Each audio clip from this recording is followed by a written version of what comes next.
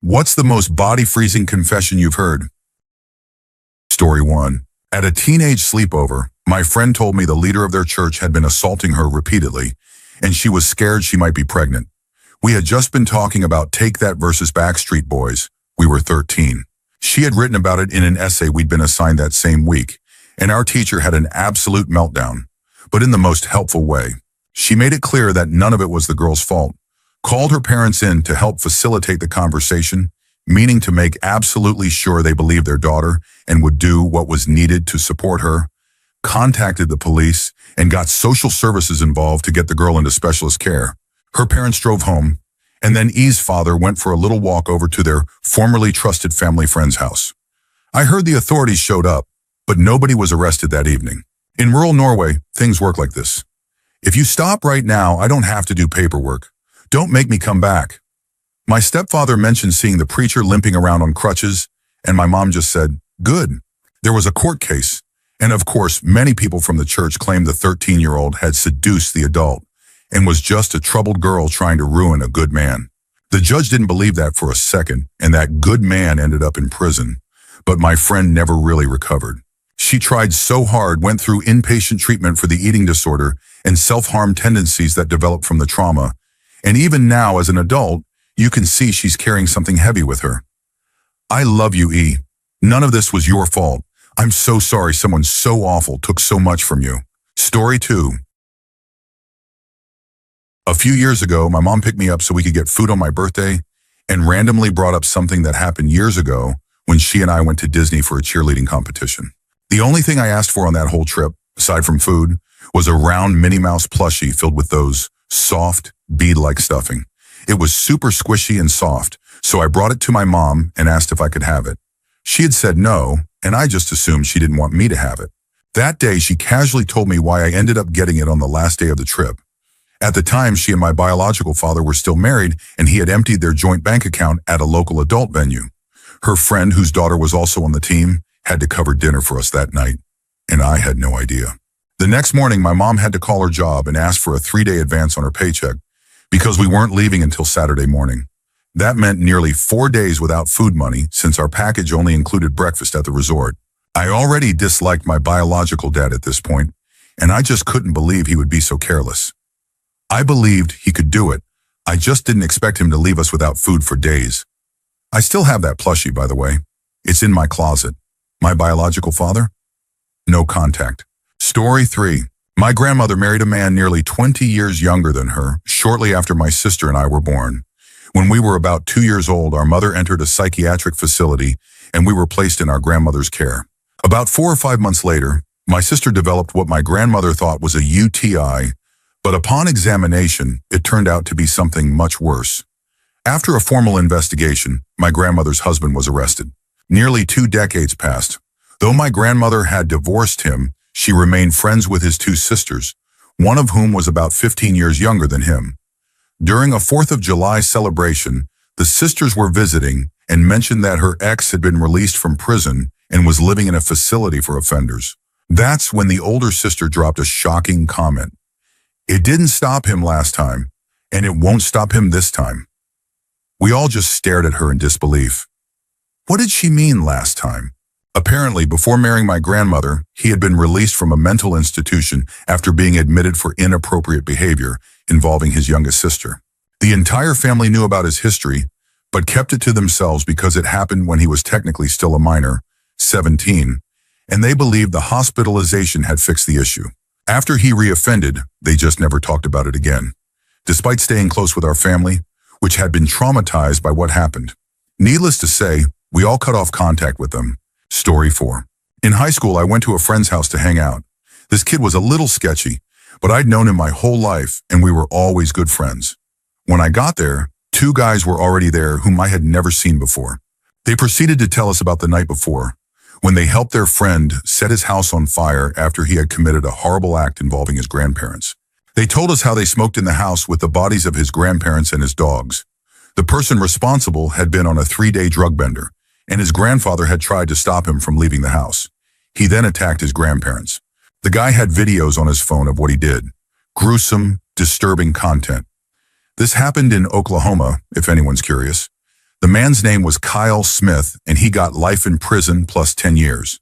The two others who were there and helped burn the house were also arrested and spent some time in prison. Story 5. I have a family member with dementia. She can't remember names, but she recognizes faces and has difficulty communicating. I brought some old family photos to have something to talk about, thinking she'd enjoy seeing them. I showed her a photo of her uncle, and she immediately became clear and serious. She said he had hurt her sisters, and her older sister had once tried to get her to go over to his house so she wouldn't have to anymore. But she refused. They lived next door, and that refusal created a lifetime of bad blood between her and her sister. I always knew they didn't get along, but I never knew why. Hearing her recount this story so clearly, with full names and details, was shocking. I hadn't heard her so coherent in years. I knew Uncle D. We had gone over to his house countless times, and I had good memories of him. I couldn't tell if this was just a story created by her dementia or if it was real, given how vividly she recalled it. Story 6. I used to work nights at a hotel. One week I was scheduled for the later part of the week and missed that we had been housing a family friend of the general manager. This guest was an elderly woman, probably in her early 80s. She came down to the front desk at midnight looking for a bottle of water and ended up staying until around 3 a.m., just talking about life, telling stories, and I was listening and chatting since it was a quiet night. Then she shared why she was there. She had been deemed not mentally fit to be unsupervised and had tried to leave the state with friends against her husband's wishes. He was her designated supervisor. After she ran off, the police had to find her, so her kids arranged for her to stay at the hotel. She told me she hated her husband because of all the trauma he caused their son, including making him work a dangerous logging job where he was seriously injured in his early 20s. She went on and on. She also told me she was supposed to be taking her medications, but her kids hadn't brought them in 3 days. One of those medications was lithium, along with a few antipsychotics and other prescriptions. She said she was on them because she once tried to run over her husband and ended up being institutionalized for a short time. I made an excuse to go do something in the back to step away, and when she asked to switch rooms for a better view, I told her the morning manager would need to handle that. The next morning, while I was training a new breakfast worker, she had a full psychotic episode and appeared in the dining area wearing only a bath towel. That's a whole other story, but I felt it was necessary to include here. Story 7. 2 friends and I were on vacation in Amsterdam. We were sitting in a lounge at a coffee shop smoking when a guy came in. He was very chill, said he was from the UK and had moved to the Netherlands a while back. It was just the 4 of us in the lounge, having a casual conversation about motorcycles and similar stuff. Then my friend asked him why he moved to the Netherlands. As he answered, he slowly settled into a distant, haunted expression. He said that back in the UK, one night someone broke into his house while he was home. He got into a fight with the intruder and managed to knock him out. He tied the man up and called the police, but the police didn't come. He called multiple times, but after over an hour with no response, he dragged the intruder into the yard and poured gasoline over him. Then he called the police again, held the phone near the man, and started screaming, "Help me! He's going to kill me! He's going to burn me alive!" That time, the police showed up. They arrested both of them, and both were sent to prison. After serving his sentence, he moved to the Netherlands to start over. You could tell the story was real by the look on his face and the silence that followed. We all just sat there for a moment, completely quiet. He stared at the wall, not saying anything. Then he snapped out of it, and we resumed a more normal conversation. But I'm not gonna lie, we were all extremely nervous after hearing that story. Story 8. We were standing around at work, maybe 5 or 6 of us, all taking turns making jokes and telling stories. Our boss was also hanging out with us. One of the newer guys started telling a story with the vibe that we were all going to find it funny. Basically, he and his cousin went to a party hoping to meet some girls. They split up into couples. His cousin got rejected by the girl and left, upset, leaving him there. He woke up still drunk and saw that his cousin was gone. Apparently, he panicked, thinking something shady had happened. He pulled out a knife and demanded the girls' phones. He kept asking what they did with his cousin, thinking something bad had happened to him. He kept them there, demanding answers and scaring them. Eventually, his cousin called and said he had just left because the girl wasn't interested. So the guy returned their phones and waited in their apartment until his cousin came back to get him. Everyone just stared at him. Jaws dropped. My boss walked away halfway through the story so he wouldn't be part of the conversation. I told the guy, I would probably never tell that story again if I were you. I have a daughter, and I dread the thought of her going out for a normal night and encountering someone like that. He didn't seem to understand how terrifying that situation must have been for those girls. He thought it was just a funny misunderstanding. Story 9. There was this guy I hung out with once in a while for maybe 6 months before we eventually lost contact. My wife and I got along with him and his family fine, but we just didn't really click as friends. A few years later, he showed up wanting to talk to someone familiar. I've had rough times before, so I invited him in and asked how he'd been. He said he was stressed because his wife had an injury and told him to find someone else for companionship while she recovered. They were in an open relationship. He thought it was a good idea to text his 12-year-old stepdaughter and her 13-year-old friend. He told the story from his own perspective, and at the end, dropped one chilling line. I told her she couldn't buy a new movie, so she stole my phone and sent all those texts to herself and her friend to get back at me. Then he said he was taking a plea deal and going to prison for 5 years. We didn't say anything supportive, just let him leave. He's now on a registry for life, and even he didn't seem to believe the version of events he told. We ended up moving before he got out 5 years later. It wasn't the only reason, but it definitely started the maybe we shouldn't live here conversation. Story 10. One day out of nowhere, my dad told me about the last time he saw his father. Apparently, his dad had been an alcoholic who used to beat him, his brother, and their mom after drinking. One night, my dad and his brother had enough. They waited for him to come home, and when he walked in, my uncle threw a heavy raincoat over his head. Together, they started hitting him. My dad said he kept going for about 10 minutes, even after my uncle told him the man had gone limp. They dragged him into the street in the middle of the night and never saw him again. My dad told me this while we were out on an errand. Then he said, "You're about to meet your great uncle, my uncle, who I haven't seen or spoken to in decades. He knows what happened to your grandfather." We got to the house and had a brief catching up chat.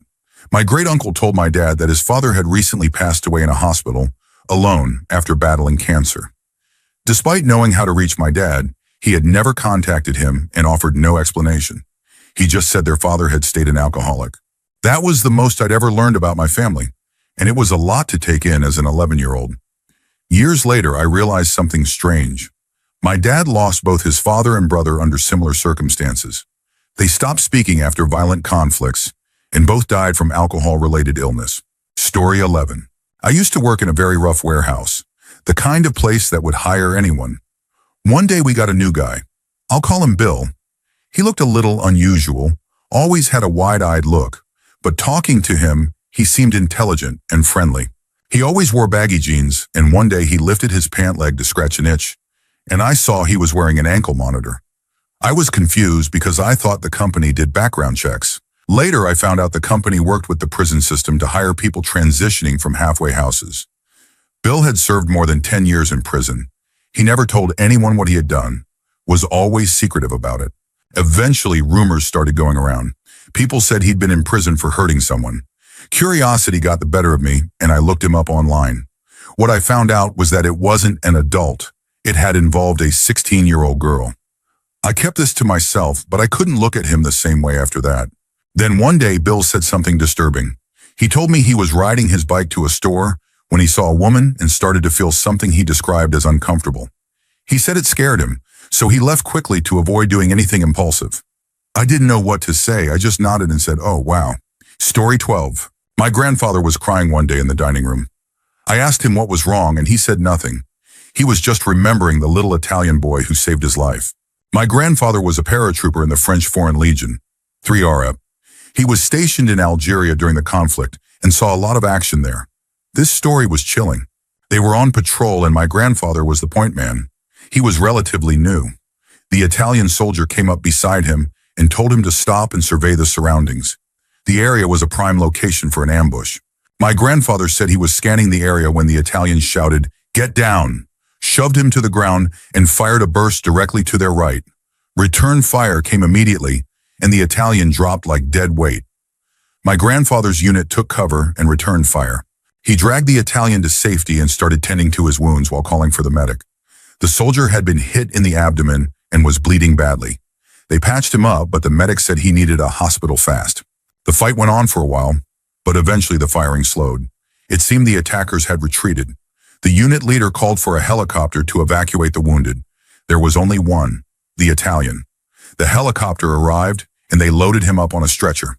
But the attackers hadn't left. They had been waiting. They started shooting at the helicopter. The pilot tried to gain altitude quickly and banked to avoid the gunfire. My grandfather watched as the stretcher slid out and the Italian fell straight to the ground. He hit with a loud thud, dust rising on impact. He landed in the open so no one could get to him right away. The helicopter had to leave. This time my grandfather's unit didn't wait. They were angry and they pushed forward until they were completely sure the area was secure. When it was finally clear, my grandfather ran to the Italian who had passed away from the fall. My grandfather saw a lot during his service, but this was the memory that haunted him the most. A man died saving his life. He blamed himself for the loss and said the amount of blood he saw that day stayed with him forever. Even a small cut made him sick. It was also the first time he said he took a life out of pure anger. This was the only story he ever shared about Algeria. He said it was the worst day of his life. Story 13. I was 16, out at a bonfire party with some new friends I'd met on a short course. We were drinking cider and playing Never Have I Ever. One guy said, "Never have I ever killed someone," and then drank. We were all stunned and someone nervously asked what happened. He told us that back home he had been part of a gang, and that was his initiation task. He didn't threaten us, but the implication was clear. We weren't supposed to tell anyone. He was from a different country and his name was very common, so we couldn't really do anything with the information. Another unsettling moment happened on a road trip with my parents when I was also 16. We were heading to a village in the mountains when my dad picked up a hitchhiker. My dad liked meeting people and wasn't a small guy, so safety didn't usually concern him.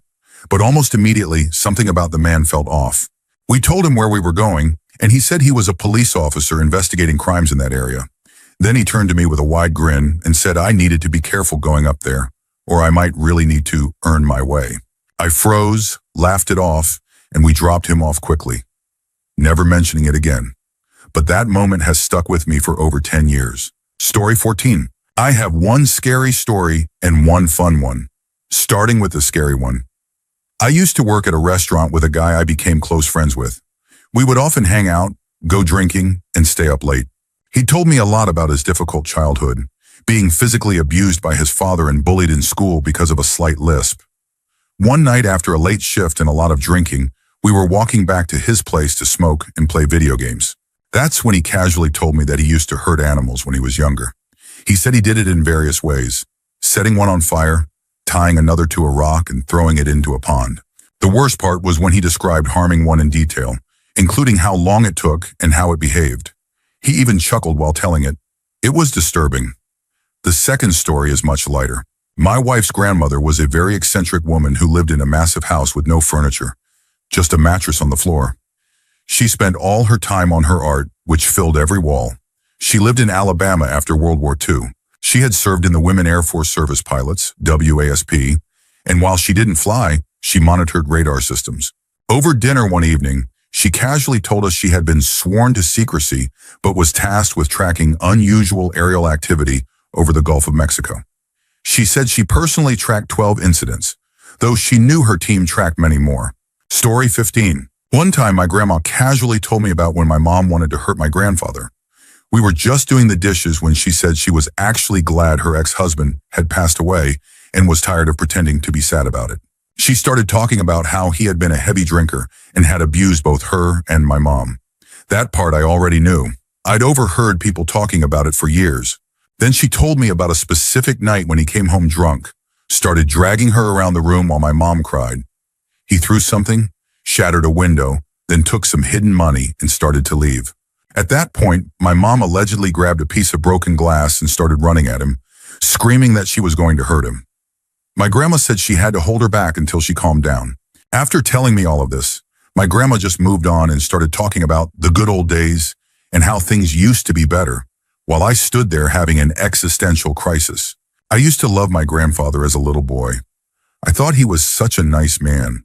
That conversation completely changed how I saw him. Story 16. I had a friend, let's call him Bill, back in my youth who used to sell. Around 13 years old, we were hanging out one day when he stopped to make a deal. The deal went bad. They stole the product and took off running. We ended up chasing them and cornered them into their house. They came out with knives, so we left. Bill was furious and talked about revenge, but he eventually calmed down, and I didn't hear anything else about it. Fast forward about 7 years, I ran into Bill. now more of an acquaintance, at a party. We talked and caught up. At the end of the night, I offered to drive him home since I was the only sober one.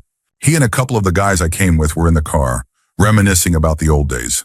Bill, a bit drunk, changed tone and said, "Hey man, remember those guys who stole from me back in the day and we chased them?" I said, "Yeah, I remembered, but hadn't thought about it in years. I didn't even remember their names." Then Bill said something I'll never forget. "Well, I never told you this at the time, but I had them taken care of. I've never felt so uncomfortable in my life. I wish he had never told me." Part of me thinks he was exaggerating. He used to have gang connections, but he also had a habit of stretching the truth to make stories sound better. Still, something about how he said it felt like he wasn't joking. Story 17. My grandparents once casually dropped a story about nearly giving my dad up for adoption. My dad definitely had no idea, and he was shocked when I told him. After a while, he reflected on it and said some parts of his life started to make more sense. The story isn't as bad as it sounds. For context, my grandparents were non-Jewish German citizens from upper-middle-class families during World War II. No one in the family was directly involved in the war effort, and they were both too young to be part of the youth movement, probably about 10 years old. They met after the war, got married, and had 2 kids. My dad was the third. My grandmother's sister couldn't have children and asked to adopt my dad. It almost happened, but my grandma backed out at the last minute because she just couldn't go through with it. They kept my dad and later immigrated to the U.S. legally. My grandparents eventually had 6 boys total. After hearing this, my dad realized how differently his aunt treated him growing up. For birthdays, he always got extra special gifts. She gave him more attention and showed more affection than she did to his brothers. He now believes it was because he was nearly her son. It was funny to him, but also pretty mind-blowing. This came up randomly on a weekend trip when I happened to visit my grandparents. Grandpa had a few cold beers and apparently decided it was story time. He also shared a few other major family stories that day. I guess they were getting older and wanted to open up. My grandpa was about 88 then.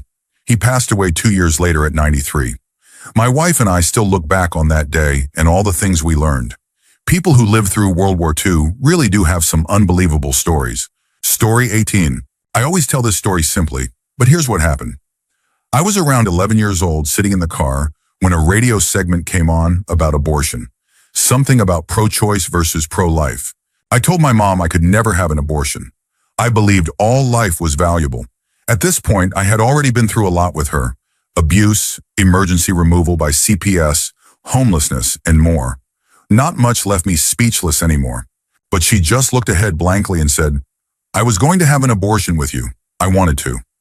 I turned to look at her, and she just sat there. Then she continued.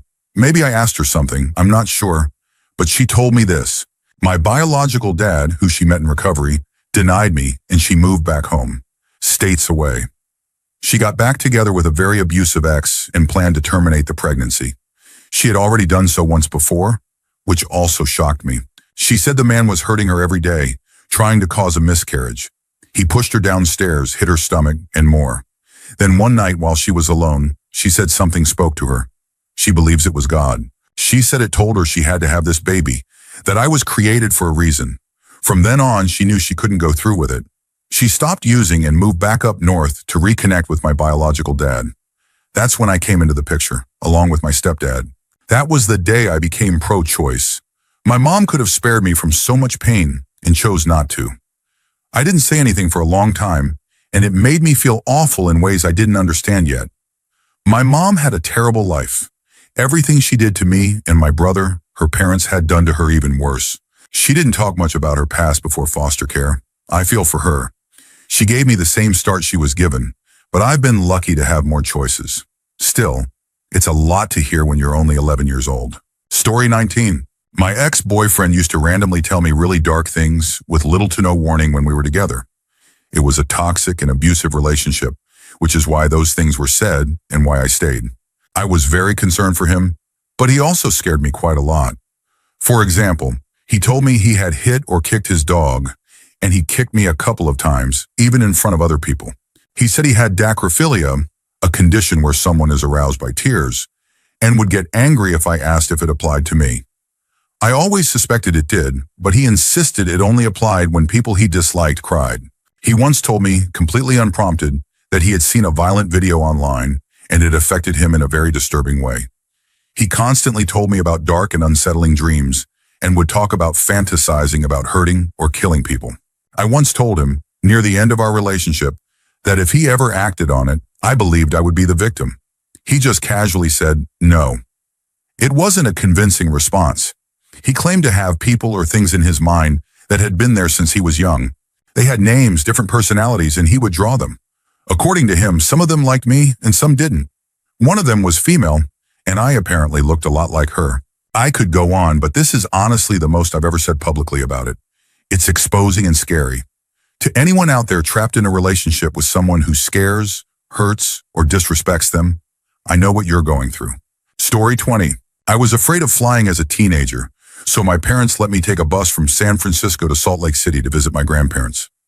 The bus left late, and we passed through Nevada in the early morning, hitting a bunch of small casino towns just as the sun rose. It was a surreal and strangely beautiful experience. At one of the stops, an older hippie-looking man got on and sat near me with two teens, trying hard to act tough. They started talking, and surprisingly, all had stories about prison.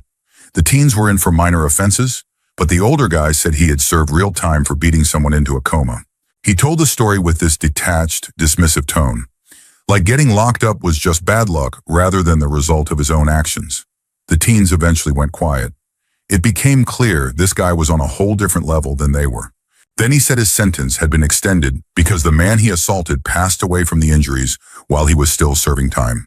The way he talked about it, it almost sounded like he believed the victim had done it just to spite him. The whole thing had this odd, look at my bad luck energy. After that, the bus ride got really quiet. Story 21. I spent a year of my training as a clinical psychologist in a forensic psychiatric hospital, the kind of facility where people go after pleading not guilty by reason of insanity or being declared unfit to stand trial. One of my responsibilities was to sit down one-on-one with patients and assess their understanding of the crimes they were charged with. I'd spend about an hour interviewing them about what happened, their mindset at the time, and their current perspective. Then I'd write a report that would be reviewed by the team and used to refine the patient's treatment plan. I did this with individuals charged with serious offenses, assault, abuse, murder, and even cannibalism. Over the course of a year, I conducted about 50 of these interviews. So, as you can imagine, I heard some very heavy confessions. I haven't read through other people's stories yet, but I'm pretty sure not many can say they've heard someone confess to eating someone they once loved. Story 22. Not exactly a confession, but it was extremely jarring and came up completely out of the blue. At my first professional job, I had a coworker I'll call Jane. She was a small, quiet woman in her late 30s, though maybe older. Her hair was already graying a bit. She reminded me of Velma from the old Scooby-Doo shows I watched as a kid, just with much longer hair. Jane and I rarely spoke, only during brief interactions at the copy machine. We'd exchange greetings and go about our day. One day we were at the copier at the same time and did our usual hello. Then she slowly started venting about how stressful her week had been. It was a one-sided conversation, but she was talking to me, so I nodded along. She began with the usual stuff, deadlines, kids acting up. But then, in the same calm tone, she said that the night before, she had been in the car with her husband when they started arguing. He suddenly drove off the road into the woods, pulled a handgun from the glove box and held it to her head. She said he alternated between ranting about how tired he was of her and asking if arguing with him was worth her life. At one point, he even wondered aloud how well their kids would cope with him in prison and her gone. Then without another word, he put the gun away, drove back to the road, and they went on with their evening. I was completely frozen. I was only 26 and had no idea how to respond. She didn't wait for one either. She just walked off like it was nothing. Looking back, I think she just needed to process what had happened and use me as a sounding board. But it haunted me for a while. I hadn't thought about it in years until this question brought it all back. Story 23. I have many stories. When I was very young, maybe 7 years old, my mom opened up to me about some of her past traumas. It was like something others here have mentioned, where it just came out randomly, as if she needed to tell someone. I was way too young to hear these things, but it did help me understand her better. We don't get along very well. She first told me that when she was around 4 years old, her dad took her kitten outside and killed it in front of her. Another time, she told me about something awful that happened to her as a teenager. A boy she didn't know pulled up in a convertible and asked her to go for a ride. She agreed, but once they started driving, he took out a bag of silver paint and began inhaling it. She said that by the time he pulled over, the paint was all over his face. He got out of the car and something terrible happened. She never reported it. Another time I asked why she had divorced my dad, as little kids do, and she told me it was because he had a drinking problem. He would stay out all night and then come home and leave our front door wide open. On one occasion, they argued while he was holding baby me, and he pushed her while still holding me. I luckily don't remember that, though I have memories from that time. She also told me that when she was young, her brother touched her inappropriately. The same man, my uncle, touched me once during a family Christmas. I didn't tell anyone until much later. It wasn't until I was in my 20s that I learned my dad also had a drug problem. He used Hero and would come home with needles in his shirt pockets. I was told he accidentally burned down his parents' house while high. One of the most unbelievable stories is about my great-grandparents. My family has owned farmland for generations. Apparently, some of our relatives were even buried on it. My great-grandparents were once having an argument, and at one point, my great-grandfather dug up the skull of his wife's sister, who was buried on the property, and showed it to her just to upset her. After hearing all these stories, a lot about my family started to make sense. I've had a very difficult time with my parents, especially. Honestly, I could go on and on about my whole family. Story 24. My summer camp used to bring in underprivileged girls, and I still remember two of them in the stories they shared. One girl's mother had been an S worker who was murdered, possibly by Robert Pickton. She was then placed in foster care with an abusive caregiver who once tried to smother her with a pillow. One day at camp, a counselor entered our cabin wearing a mask, and this girl had a complete meltdown. Later, she told us she had been assaulted by a group of men who wore masks. The second girl is someone I still think about a lot. She was in her early teens and had been dating her best friend's older brother. He wanted to be intimate, but she wasn't ready. One day, he took her to a construction site and hit her with a piece of wood, knocking her unconscious. She woke up in pain and told her mother, who took her to the doctor. The boy was sent to a detention center. She remained friends with the boy's little sister, and they had a sleepover later on. She recalled the dad making them soda drinks while they watched VHS tapes. The next morning, they couldn't remember anything past a certain point. When they went to finish watching the movie, they discovered the tape had been recorded over, with deeply disturbing footage involving the father. It was apparently his way of retaliating for what happened to his son. That girl ended up in the foster care system. About 10 years later, I saw her working on the streets downtown. I think about her often and feel such sadness, wondering where she is now. Story 25. I was raised in a Christian conservative home where being open about same-sex attraction meant being disowned. My parents used words like disgusting, sinful, shameful, and abomination to describe anyone who identified as LGBTQ+, whether it was someone they saw on TV or someone we knew. This was extremely difficult for me as a bisexual woman. I kept that part of myself hidden for so long, so hidden that I didn't even fully accept it until I was married. My husband, who I love deeply, is also a Christian, but not the kind my parents are. He pointed it out gently and continued to love and support me. Then one day my mom randomly confessed something that floored me. She said she doesn't find men physically attractive.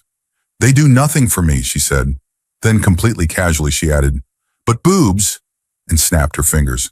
Those get me every time. I said nothing, because my mom could never handle the full reality of what she just admitted.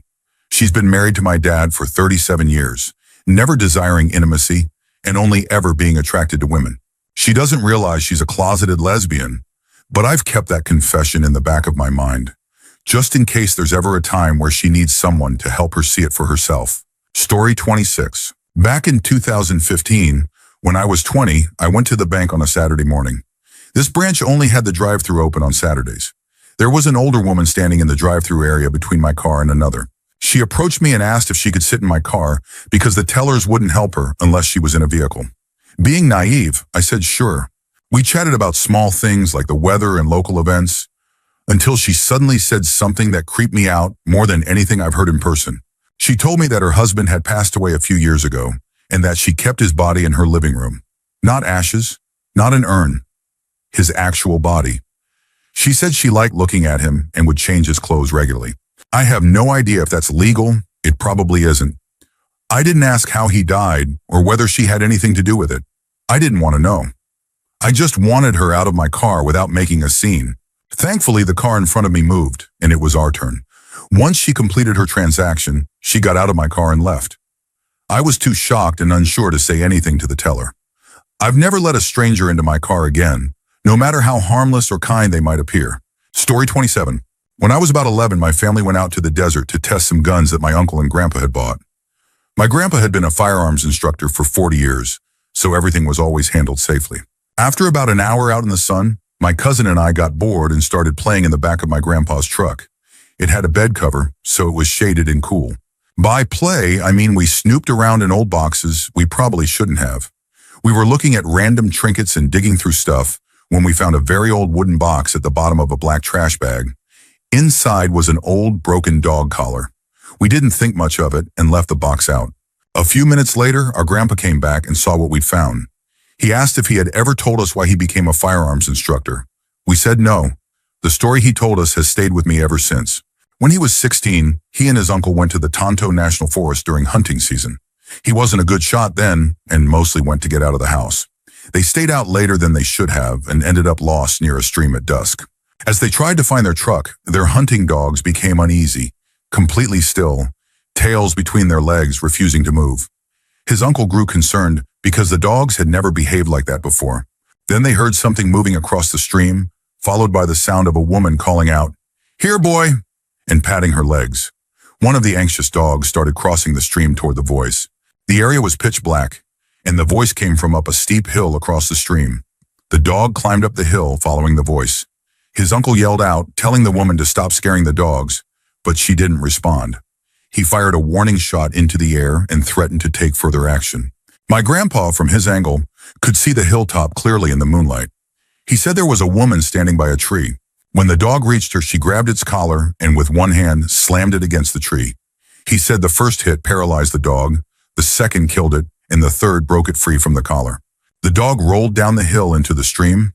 My grandpa raised his rifle and fired at the figure until he couldn't see her anymore. Something fell into the water, what looked like the collar. He and his uncle carried the dog and the collar until they found their truck and drove away. He's never hunted in the Tonto National Forest since. After hearing that story, my cousin and I never dug around in any old boxes again. I later asked my mom about it, and she confirmed that Grandpa tells this story to everyone in the family at least once. It's the only scary story he's ever shared. Story 28. An uncle of mine in the 1960s, when he was just a kid, basically helped smuggle firearms. This was in the 1960s in Ireland, during a very tense time. He didn't know what he was doing back then. He used to collect parcels at the port for an older man in town and deliver them by bike for a bit of pocket money. He did this once or twice a week and was pretty proud of himself. One day, he was riding his bike to deliver a parcel when he fell off and one of the boxes tore open slightly. He looked inside and to him, it just looked like a bunch of metal, wood, springs, and screws.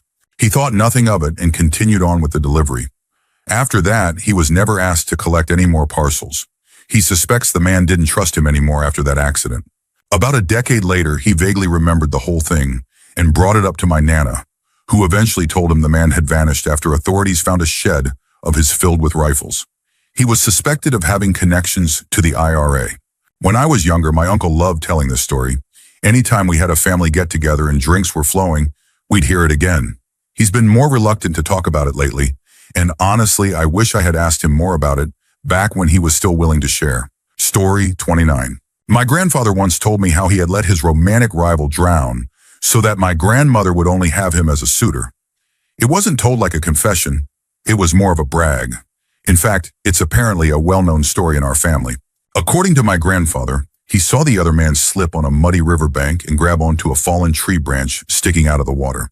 My grandfather said he could have easily grabbed the end of the branch and pulled the man to safety, but instead, he just stood there and watched until the guy lost his grip and was swept away by the current.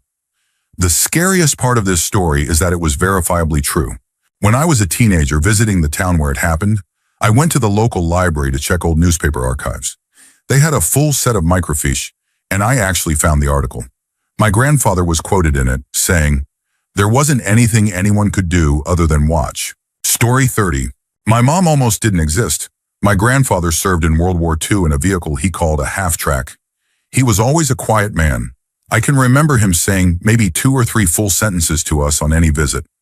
We used to joke that Grandma talked enough for both of them. When Grandma had a heart attack and stroke and ended up in the hospital, my sister and I went down to help clean out the house and get them ready for assisted living. He wasn't happy about it, but we were doing what needed to be done. While we were there, Grandma had another episode and was rushed back to the hospital. We took Grandpa to see her, but due to COVID restrictions, which were easing at the time, the hospital wouldn't let him in until she was settled in a room. He refused to leave without seeing her, so we waited with him in the car. I'll never forget those hours in the car. I was afraid to even breathe, afraid he might stop talking. He shared more with us that night than he ever had in our whole lives. He talked about serving in World War II, Korea, and Vietnam. He talked about helping design war games for the military. Then he told us about Germany. His half-track had been hit, and he was left injured in a village bakery until medics could retrieve him. Our family name was clearly visible on his uniform, and it's a traditionally Jewish name. The villagers saw it and began beating him. He said he felt himself slipping away and began praying in Latin, the Lord's Prayer. He's a devout Catholic and knew it well. Someone heard him praying and asked in broken English, "Are you Catholic?" He whispered yes and nodded. They immediately stopped and left him alone. He lay there until Allied forces arrived and rescued him. I remember looking at my sister and thinking, we should be recording this. It was the most he had ever said in one sitting. He went on to tell us about his sweetheart, our grandma, and how much he loved her. He's been declining quickly in recent years. He only gets up to visit her, even though she mostly sleeps and rarely remembers who we are. He's compiled binders filled with his writing and research on our family history and his life. He gave them to me and told me he wants me to write his story one day. I promised I would. I hope I can do him justice. Tell the story of how much he loved his wife and served the country he adopted as a first-generation immigrant. Story 31. When I was in the Army, we had an NCO who was the kindest person you could ever meet. He never cursed, never yelled, and was like the friendly dad next door. A real Mr. Rogers type, but in camo, carrying a Bowie knife. We reached the part of our training where you're conditioned to take a life under certain circumstances. He used the book Black Hearts as an example. He talked about the murders, assaults, and the cruelty that took place, and warned us how easy it is to lose your soul in war if you're not careful. I remember his eyes going distant and his face going blank for a moment. Then he snapped right back to his usual self. A few weeks later, he casually mentioned having served in the unit the book was about, around the time of those events. But he never confirmed or denied being present for anything that had happened. After that, I couldn't help but get chills anytime he was around. Either he had memorized those exact passages in the book, or he had lived through things that weren't printed there. It was like looking into the eyes of someone who had seen the worst of humanity, but somehow still carried empathy. Story 32. I'm from a small town, but during 1 year of middle school and 2 years of high school, I went to an even smaller school one town over. My parents thought it would mean fewer bad influences. My first year there was rough. I didn't know anyone. Early on, I became friends with a somewhat popular kid, the only other person who wore metal band t-shirts and JNCOs instead of Wranglers. About 6 weeks into 8th grade, I started going out with a popular girl who was best friends with his longtime girlfriend. The four of us went to see Forrest Gump together. During the scene where Jenny and Forrest are hiding from her drunk father, my buddy got visibly uncomfortable. He and his girlfriend got up and left, making an excuse about bumming a cigarette. The girl I was with started explaining that my buddy's parents had split 2 years earlier, and his little sister had gone with their mom. While with her, something awful had happened involving her mom's new partner. It was reported, he was arrested, and the mom returned home with the sister. Weeks later, I was staying over at his house, something we did often since his dad worked nights and we could play loud music, sneak cigarettes, and goof off. He was looking for his jacket, thought his sister took it, and somehow the subject came up. I asked him if his mom had gone back to that guy since word around school was that she had left again. He just said, "No, she's not with anyone." The next day we were riding his four-wheeler along the fence line of his dad's property, part of his chores. He started pointing out places where he had buried coyotes he'd shot, which is fairly common out there. There by that tree, by that big rock. Then completely matter-of-fact, without slowing the four-wheeler, he pointed at another spot and said, "That's where my mom's buried." And he just kept driving. Story 33. You need a little context. I'm adopted. My biological grandmother and her husband, who isn't biologically related to me, adopted me and raised me to believe my biological mom was my half-sister. I found out about the adoption by accident when I was 20. My mom needed to fill out some paperwork that listed everyone she had ever lived with. There was my name, but with a different surname, and a man I had never heard of. After that, my dad became more open about the whole situation. One day we were riding in the car. My mom had been especially abusive that day, and we were both pretty fed up. He turned to me and said he wished he had left her before they found out about my birth. He had been considering leaving and staying single, but then I was born. When they discovered the neglect I was facing, they realized the only way to adopt me was to get married. And he told me he had hated every minute of his life since then. It's a strange kind of emotional whiplash to hear your dad say his life has been miserable and that you're the reason he stayed. Especially when I remember as a child begging them to divorce, begging them to be happy, even if it meant being apart. I always thought that would be better. I never imagined my dad would blame me for the relationship. Story 34. I have so many. When I was 13, I was in a mental hospital, and I met a girl who shared something that still sticks with me. She told me that when she was about 9 years old, she had been home with her dad when he ended his life with a firearm. She didn't know what the noise was and went to check. She found him and immediately called 911. Then she tried to hold his head together and put his brains back in. She didn't share this during group therapy, but during a casual activity, which made it even more shocking. Most girls save that kind of story for group or one-on-one conversations. During that same hospital stay, there was a little girl, maybe 6 years old, on our ward. She was there because she had tried to set fire to her house, reportedly because she didn't want to play house with her cousin anymore. There were other signs of abuse too. She didn't seem to understand why she was there, but followed along with everything and was like the little sister of the ward. She was so sweet. I also met a girl who had been a trafficking victim. One day she told us she used to be a recruiter. She would walk around her neighborhood, schools, and malls, approaching girls her trafficker pointed out. She told the story very casually, but you could see how deeply conflicted she felt about it. She truly didn't understand at the time that what she was doing was wrong or abnormal. There were also 2 other girls I met who had been trafficked. They had escaped from a sister facility of ours, but ended up returning to the people they had been trying to get away from. It was heartbreaking. Story 35. There was a guy in our high school friend group who always had people over at his house, whether it was after school or for weekend parties. His parents were pretty relaxed and let us do almost anything. Some people were truly friends with him, but for most of us it was just a place to hang out without rules. I didn't mind him. We were sort of friends, but he was a little odd. Not creepy, exactly, but awkward enough that being alone with him before others showed up could be uncomfortable. Some of us even warned girls to make sure others were there before visiting, not because we thought he'd do anything, but because he had a habit of scaring people off unintentionally. Anyway, one night, me, my girlfriend, and this guy were driving home from a party at a friend's place. Out of nowhere, he started talking about how he and another one of our guy friends had been drinking, and when the girls they invited didn't show up, they hooked up with each other. We thought he was joking and laughed it off, making jokes with him until he started crying. He got emotional, even grabbed my shoulder while I was driving, sobbing and saying how much he hated himself for it. For the rest of the drive, only about 10 minutes, we tried to comfort him, saying it was okay, things happen, and that we wouldn't tell anyone. I told him that if he needed to talk about it again, I'd be there. It was completely out of the blue. We'd been having such a great night, laughing the whole way home, and then he dropped that on us. It was one of the most unexpected things I've ever experienced. Story 36. I worked with a guy who had emigrated from South Africa. I honestly forget exactly which part. We used to ask him all the time about the differences between the US and where he grew up.